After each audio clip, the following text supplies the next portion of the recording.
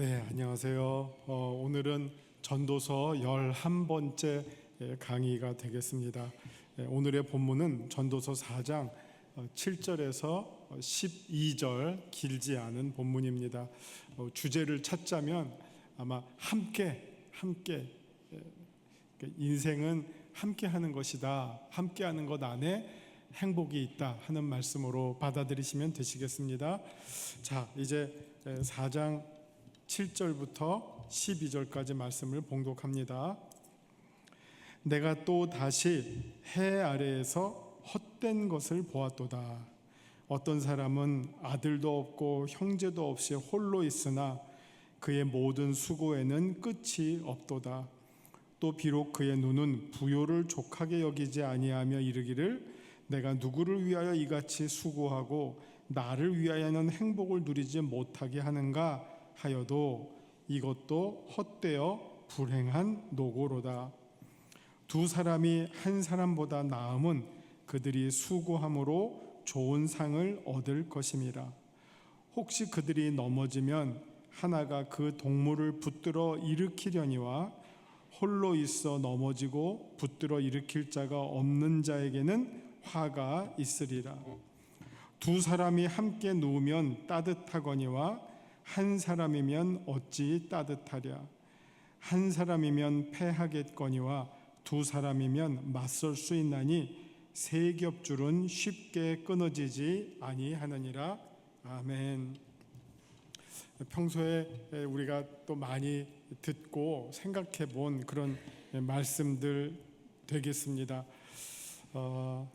먼저 우리 한번 7절부터 보면 내가 또다시 해 아래에서 헛된 것을 보았도다 하면서 이제 주제가 바뀌죠. 앞에서 해 아래에서 보았던 것이 이번엔 또 다른 장면을 보면서 인생을 논하게 됩니다. 무엇이 행복한 인생이고 무엇이 허무한 인생인가 하는 것을 논하는 장면이 됩니다. 그래서 7절은 그렇게 이제 연결하고 이제 8절부터 본론이 등장합니다. 어떤 사람을 지금 소개하고 있어요. 근데 이 사람의 모습을 잘 한번 그려보면 우리 모습이 여기서 참 보일 수 있겠다. 물론 뭐 혼자냐, 뭐 누구냐, 누구랑 같이 있느냐 이걸 떠나서 여기서 설명하고 있는 모습이 우리의 모습과 참 나의 모습과 유사한 부분이 있겠다는 생각을 하게 됩니다. 자, 어떤 사람이 있어요. 아들도 없고 형제도 없이 혼자래요. 혼자 있는 사람. 그런데도 그의 모든 수고는 끝이 없도다. 혼자 있지만 나름대로 열심히 살아요. 막 애를 써요. 이런 막 수고를 쉬지 않고 뭐 혼자 있으니까 뭐 되는 대로 살자 하고 그냥 편하게 그냥 이렇게 너부러져서 퍼져서 사는 사람이 아니라 혼자 있는데도 막 바둥바둥 막 이렇게 애를 쓰는 모습이 그려지지 않습니까? 모든 수고에는 끝이 없대요. 그런데 또 비록 그의 눈은 부요를 족하게 여기지 아니하면서 이 장면을 보면 그렇게 살고 있는 사람이 있는데 남이 볼 때는 뭐 저렇게 꼭 안 살아도 될 것 같은데 왜 저렇게 아둥바둥 살까? 그런 그림이 그려져요. 뭐 이렇게 주변에 아무도 없고 뭐 혼자 웬만큼만 살아도 될 텐데 막 열심히 살고 애를 쓰면서 살고 그리고 저만 하면 될 텐데 왜 막 더 막 애를 쓰면서 살까 하는 그런 모습을 봅니다. 그런 사람을 일으키를 내가 누구를 위하여 이같이 수고하고 나를 위하여는 행복을 누리지 못하게 하는가. 막 수고하고 애쓰고 만족하지 못하면서 있으면서 또 말하기를 내가 도대체 누구를 위해서 이루고 있지? 그러는 거예요. 내가 도대체 누구를 위해서 이렇게 일하나? 그러면서 우리가 지난주에 제일 마지막에 했던 그 행복을 찾는 것 뭐라 그랬죠? 제일 작고 확실한 행복, 소확행, 작고 확실한 행복, 이것이 우리의 삶 속에서 아주 내 삶 가까이에 있다. 그거를 찾고 누리고 즐기며 사는 것이 행복한 삶이다 했는데 지금 여기에 나오는 이 어떤 사람은 그렇게 살지 못하는 거예요. 혼자 있고 외로우면서도 또 막 애를 쓰고 막 더 얻으려고 그러고 자기에 대한 만족도 없고 행복도 자기랑은 무관하다라고 생각하고 그러니까 참 어떻게 보면 안타깝죠. 불행한 삶을 살고 있죠. 소확행과는 너무 다른 삶을 살고 있어요. 그러니까 그 사람을 보면서 지금 전도자는 헛되고 불행한 노고다. 어떤 수고가 있더라도 그 수고가 보람이 있고 열매가 있고 감사가 있고 그러면 참 좋겠는데 뭐 이런 수고는 별로 자기에게 만족을 주지도 못하고 계속 더 많이 막 더 많이 뭐 이렇게만 이제 사람을 몰아가고 있으니까 거기에서 행복을 못 느낀다 하는 말입니다. 그 다음부터 이제 9절부터 우리가 익숙한 내용인데 사실 성경은 우리 창조 때부터 하나님께서 아담이 혼자 있는 것을 하나님께서는 좋게 안 보셨어요. 그래서 돕는 배필을 만들어 주셨죠. 이게 그래서 인간은 더불어 있는 존재예요. 함께 하는 존재다. 혼자 사는 존재가 아니라 함께 사는 존재다 하는 게 아주 분명한 성경의 창조 신학의 가르침입니다. 그래서 이제 나옵니다. 두 사람이 한 사람보다 나음은 그들이 수고함으로 좋은 상을 얻을 것임이라. 두 사람이 한 사람보다 나음은 이게 이제 한번 여러분 그런 장면을 보셨을지 모르겠지만 막 히말라야 같은데 등산하는 사람들 있잖아요. 산 정복하러 가는 사람. 그때 뭐가 제일 위험한지 아세요? 크레바스라고 해가지고요, 얼음 구덩이에요. 겉은 잘 안 보이는데 그냥 거기 발만 잘못 디디면 그냥 얼음 절벽 아래로 빠지는 거예요. 그럼 죽는 거죠. 그러니까 혼자 가다가 빠지면 쥐두새도 모르게 그냥 얼어 죽는 거예요. 그래서 그거를 막으려고 어떻게 합니까? 사람과 사람을 이 로프로 끈으로 엮어서 가요. 그리고 너무 붙으면 안 되니까 한 사람 가면 한 몇 미터 떨어져서 또 그 끈으로 엮어서 또 한 사람 있고 또 끈으로 엮어서 또 한 사람 있고, 그러면 설사 이 눈으로 살짝 덮여 있는데 아래는 이런 깊은 얼음 절벽 구덩이가 있는데 누가 빠지더라도 어떻게 되겠죠? 딴 사람들은 안 빠졌으니까 그 빠진 사람을 구해낼 수 있고, 막 빠져도 쭉 떨어지는 게 아니라 끈으로 연결됐으니까 어떻게 돼요? 금방 딱 끈만 잡고 그 다음에 이제 밖에 있는 사람이 이 무슨 그 날카로운 지팡이로 얼음을 딱 찍으면서 자기 몸을 고정하면 그 빠진 사람을 깊이 빠뜨리지 않고 구해낼 수 있잖아요. 이게 함께 할 때에 생명을 보존하는 방법이죠. 근데 혼자 가면 뭐 빠져도 끝이에요.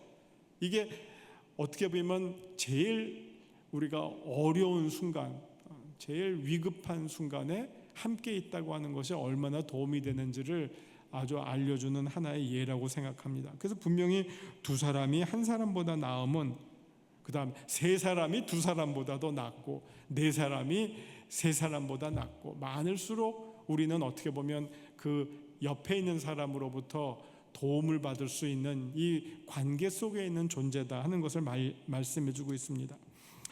그래서 이제 또 10절에 혹시 그들이 넘어지면 똑같은 말이죠. 아까 말씀드린 것처럼 하나가 그 동물을 붙들어 일으키려니와 홀로 있어 넘어지고 붙들어 일으킬 자가 없는 자에게는 화가 있으리로다.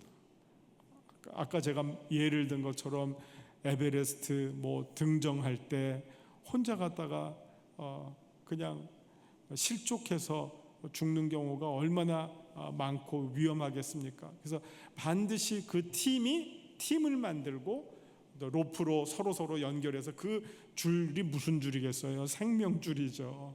그 생명줄을 연결해서 서로 함께 등정을 하는 거지, 혼자서 뭐 룰루 날아갔다가 그냥 실족해서 넘어져서 빠지면 끝이라는 겁니다. 그런 말씀이 나옵니다. 그 다음에 11절 또 두 사람이 함께 누우면 따뜻하거니와 한 사람이면 어찌 따뜻하랴. 뭐 너무나 우리에게 당연한 말이죠. 근데 이따가 제가 말씀드리겠지만 참 이 인생이라는 게 묘해요. 함께해서 좋을 수도 있지만요, 함께해서 불편할 수도 있어요. 거기에도 동감하시지 않으세요? 그래서 저기 뭐 아프리카 속담에 이런 말이 있대요. 빨리 가고 싶으면 혼자 가고, 멀리 가고 싶으면 같이 가시오. 멀리 가려면, 먼 길을 가려면 가다가 무슨 일이 생길지 모르죠. 뭐 맹수가 나타날 수도 있고, 도둑놈이 나타날 수도 있고, 강도가 나타날 수도 있고, 그때 혼자 가면 완전히 그냥 무방비잖아요. 그러나 함께 여럿이서 가면 그 먼 길을 서로 도우면서 그 길을 완수해낼 수 있다는 거죠.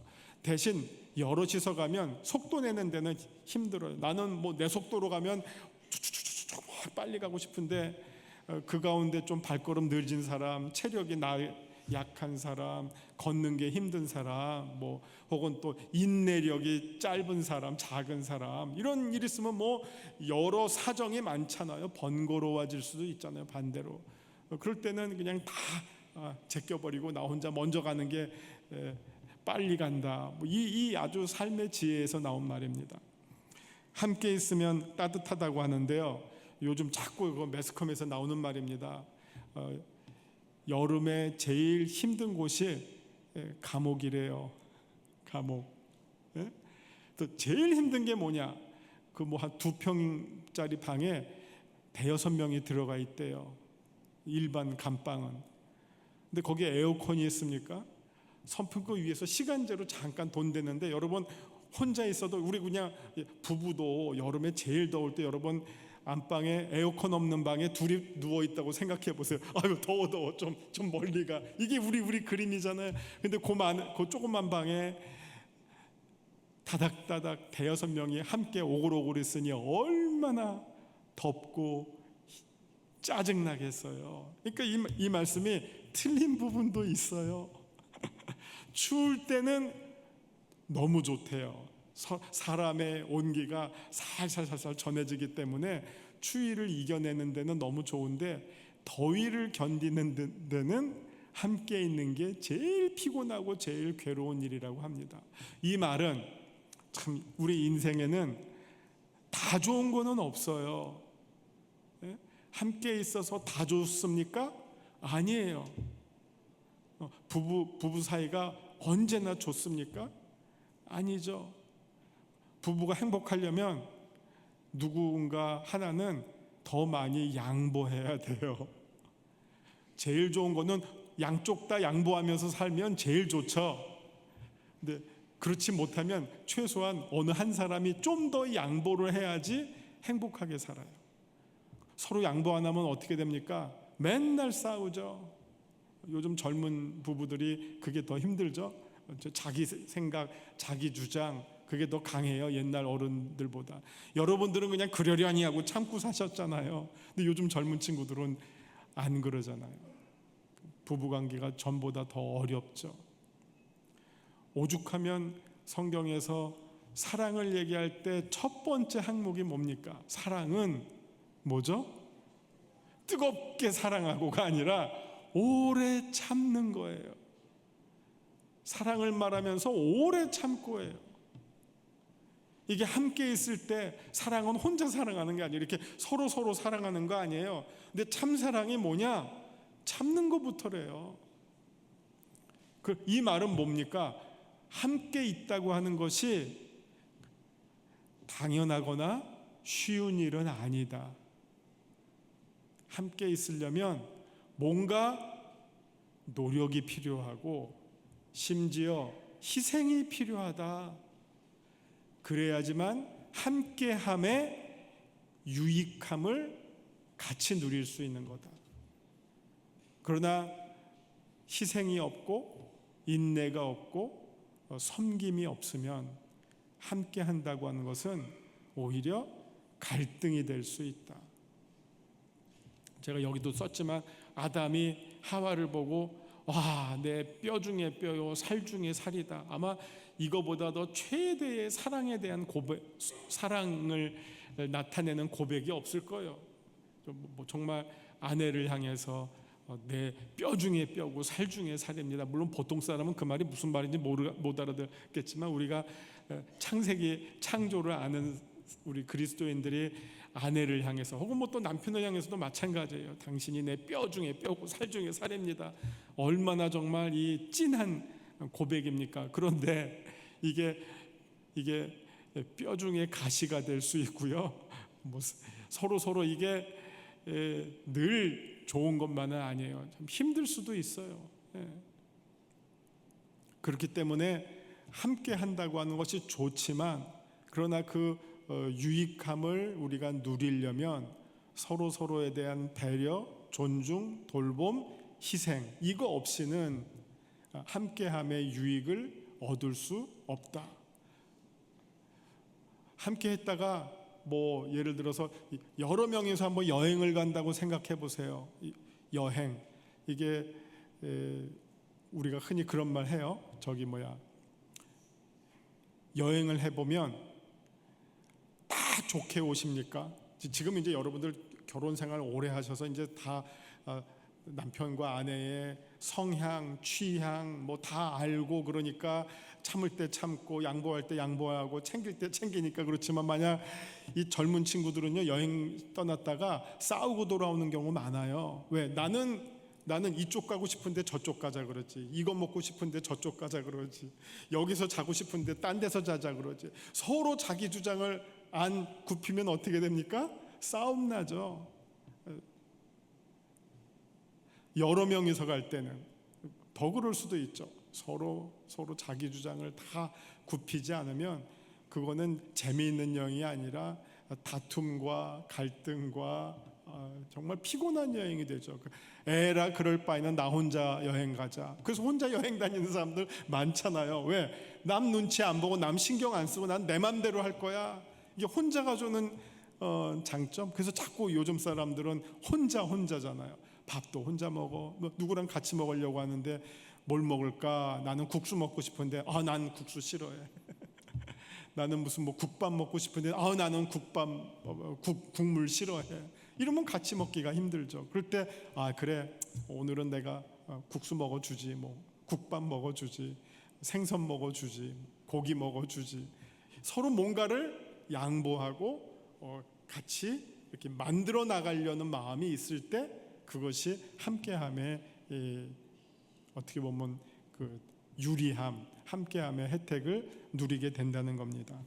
그거를 지금 오늘 본문이 말씀해 주고 있고, 어떻게 보면 거기까지는 말씀을 못하지만 우리가 생각해 볼 수 있는 내용이라고 생각합니다.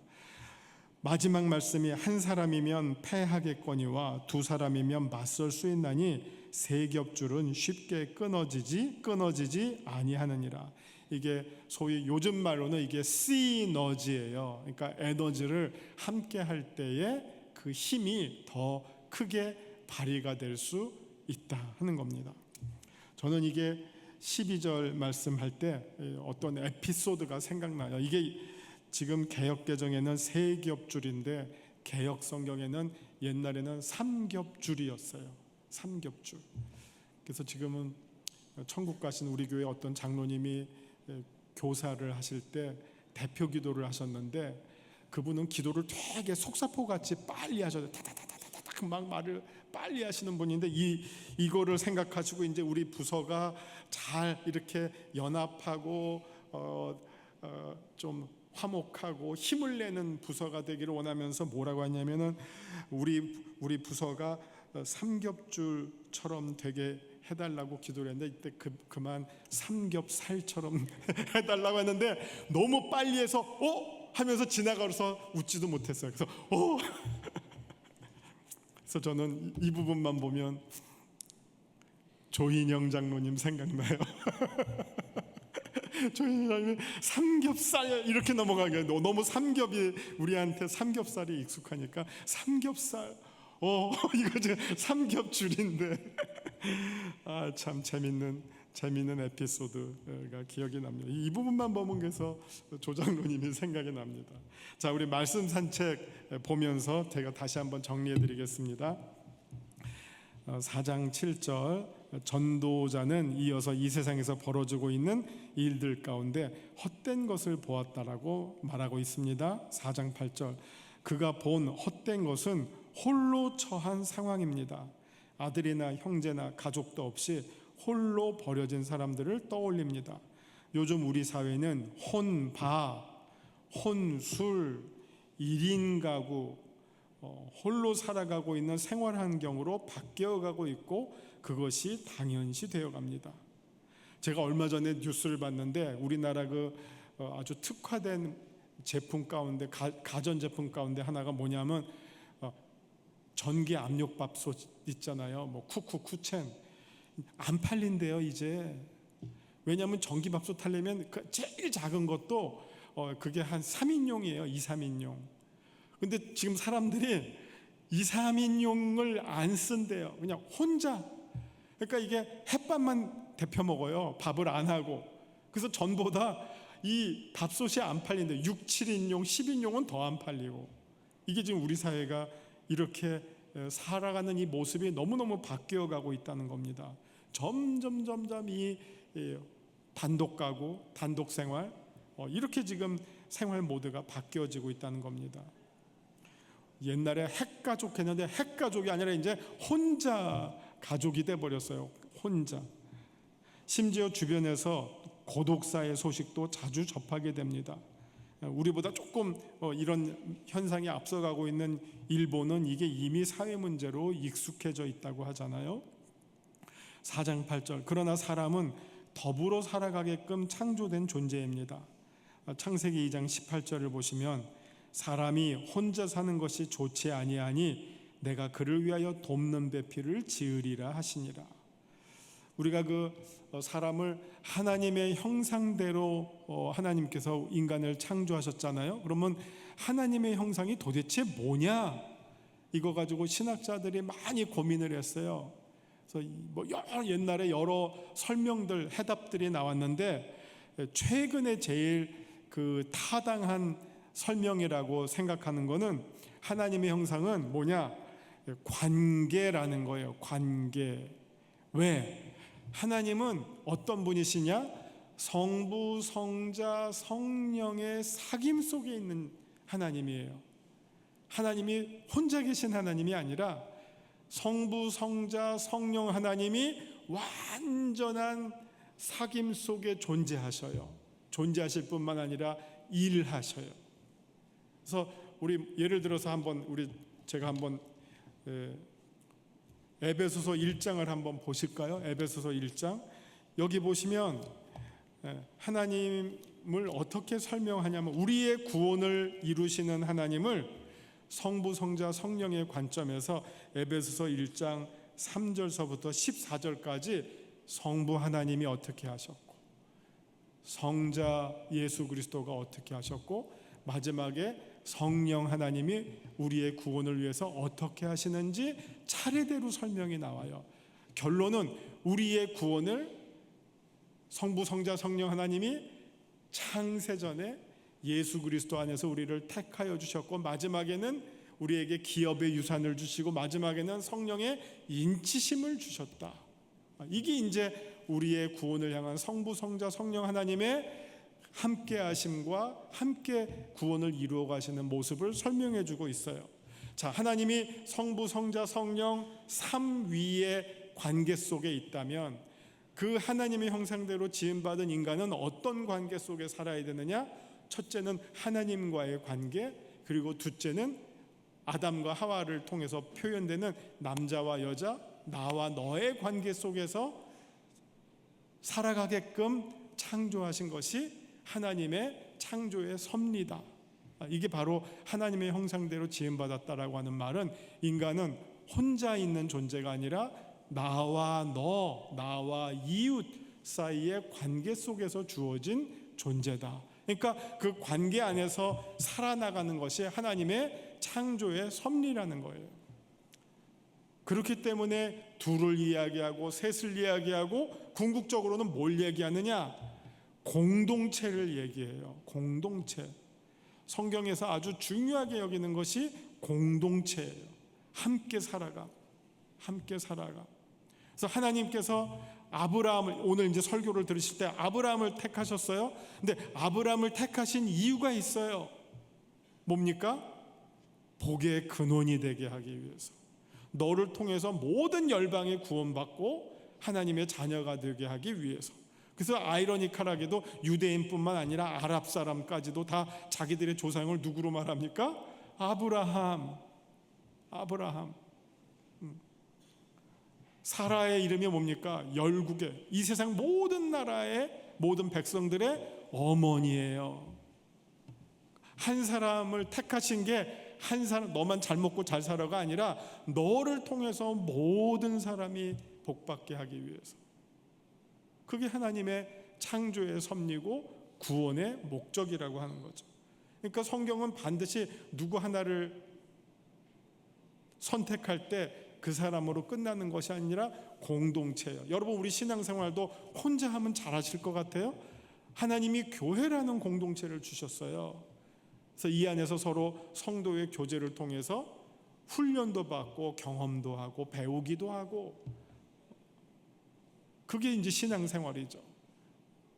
혼자 내가 하나님과 나와의 1대1의 교제를 통해서 골방에도 있지만 골방에서 나와서 교회에서 모여야 되고 세상으로 나가는 것이 참 신앙생활의 온전한 모습이에요. 그래서 너희는 골방의 촛불이 아니라 뭐죠? 세상의 빛이에요. 세상의 소금이고. 언제나 우리는 공동체를 넓혀 나가는 것이 우리 그리스도인들의 삶의 자리고 사명이다. 그런 의미에서 오늘 말씀하고 있는 둘을 이야기하고 삼겹줄을 이야기하고, 이게 함께 할 때에 불편함과 어려움이 있지만 그것을 이겨내고 그것을 지혜롭게 잘 만들어 나가는 것, 그것이 전도자가 우리에게 전하고자 하는 메시지예요. 같이 있으면 불편한 거 있죠. 그게 없는 게 아니죠. 마냥 좋은 것만은 아니에요. 근데 불편할 수도 있고 좋을 수도 있어요. 명암이 공존하는 게 이 세상이에요. 거기에서 될 수 있는 대로 어두운 면을 줄이고 밝은 면을 키워나가는 것, 그것이 지혜로운 사람이 이 인생을 살아가는 그런 모습이다 하는 것을 전도자가 계속해서 말씀해주고 있습니다. 그러려면 무엇이 필요하다고요? 사랑은 오래 참고, 사랑이 필요하고, 그 사랑의 제일 중요한 모습은 양보, 희생, 섬김, 그것이 없이는 공동체가 존재할 수 없고 더불어 함께 존재하는 모습이 아름다워질 수가 없다는 것을 꼭 기억하시기 바랍니다. 기도하시겠습니다. 하나님, 오늘 전도자를 통해서 또 더불어 살아가는 우리 인생의 모습의 지혜를 배우게 됩니다. 함께 살아가는 것이 때로는 불편하고 어려울 수 있지만 그 어려움을 우리가 인내와 사랑과 섬김과 희생으로 양보하고 함께 만들어 나갈 때 혼자보다 더 큰 복된 둘보다 더 복된 셋을 우리가 만들어 나갈 수 있도록 하나님 은혜 내려 주옵소서. 우리 영색교회 귀한 믿음의 공동체를 허락해 주셔서 또한 감사드립니다. 우리가 함께 그리스도를 섬기며 또 그리스도의 증인의 사명을 감당해 나갈 때 우리가 있는 이곳에서부터 작은 천국이 이루어지게 하여 주옵소서. 예수님 이름으로 감사하며 기도하옵나이다. 아멘.